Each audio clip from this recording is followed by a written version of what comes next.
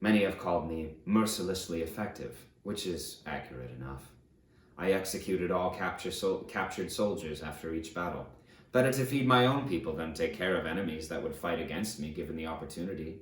I had sealed away my compassion to obtain revenge, and from that time on, no horror or atrocity I committed made me flinch, for nothing could come close to the horror I had seen when looking down at the massacred bodies of my family. Though I had sealed away my humanity by choice, it was permanently severed from my soul through action. I became a heartless, unfeeling husk. Though I had obtained success and rule over one of the greatest nations in the world, I was utterly miserable and had begun to loathe who I was. So in between my acts of rule and governance, I drowned my misery in whatever fleeting pleasures I could obtain. Fine food, fine wine, and sex. Lots and lots of sex. It started with the finer ladies of ill repute, but with my pleasure of betting them came a feeling of filth. I loathed myself enough as it was, and couldn't stand to be in their presence. I wanted something pure and innocent, such a contrast to what I was, so I called for a willing young woman, a virgin. Many girls came forward, believing that I sought a wife, an empress to rule at my side. Many people still loved me at that time, and the one I picked thought it was a marriage proposal. She deserves to be remembered. Her name was Dina. Sweet, kind, beautiful, and in all ways perfect. I was at war with Daemony at the time, and Dina was a much appreciated distraction in between my battles. Poor Dina took my lust as affection, but the truth was I had none left within me. And yet still she fell in love, and probably fell in love with the idea of me, the champion of the Fourth Night, the tragic war hero who rose up after the death of his family to conquer tyranny, the majestic, unapproachable emperor. As soon as I realized Dina's attachment, I discarded her like a soiled rag and called for another. The last thing I wanted was attachment. My people simply believed that the engagement hadn't worked out.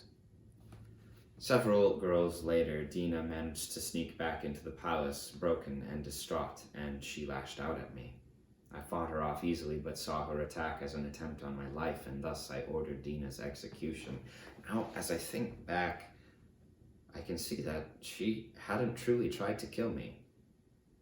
She was just heartbroken. But that didn't matter to me. From then on, any girl that grew too attached and tried to rejoin my side, disrupting whatever I was doing at the time, was sentenced to the same fate. My attendants did a good job at keeping things quiet, but it didn't take long for the girls to stop volunteering. I was never gentle with them, yet I still believed they came willingly. At first. The truth was that my attendants coerced the girls that caught my eye, whether out of loyalty or a lust for my favor or a belief that a happy ruler led to a happy empire. My servants saw to my every whim. They bribed at first, but eventually devolved into threats and acts of violence. As my people slowly started to fear me more and more, often through acts I did to achieve that very purpose, to ensure obedience, a nightmare slowly began to grow among the young women that they might catch the eye of the emperor.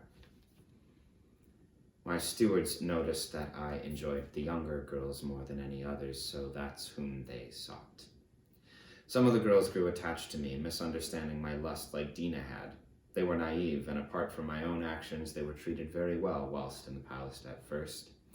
Those that came from poorer homes were overwhelmed with its luxury.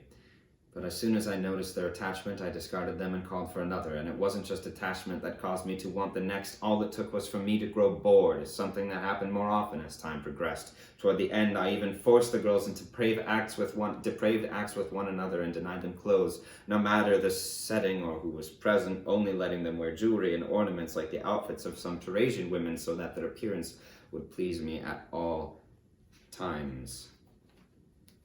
Possibility of what was happening, that the girls were being forced into my bed, had always been in the back of my mind, but I was happy in self-imposed ignorance. The truth was that I really didn't care. I was getting what I wanted.